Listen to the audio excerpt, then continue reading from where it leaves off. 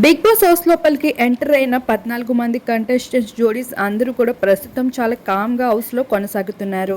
ఇక నామినేషన్ ప్రక్రియ మొదలవ్వక ముందే బిగ్ బాస్ హౌస్ మేట్స్ అందరూ తిండి కోసం మాట్లాడుకుంటూ ఉన్నారు.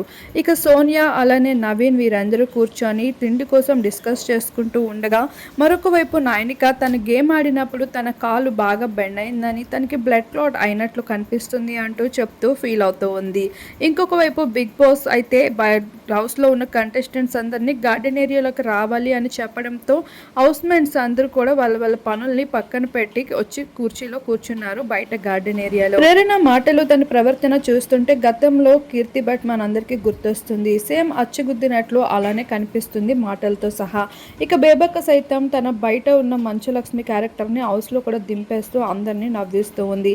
ఇక నిఖిల్ సైతం బేబక్కతో ఎక్కువగా కనిపిస్తూ ఉన్నాడు. ఇక గ్రూప్స్గా డివైడ్ అయ్యే అవకాశాలు కూడా ఉన్నాయని చెప్పుకోవాలి.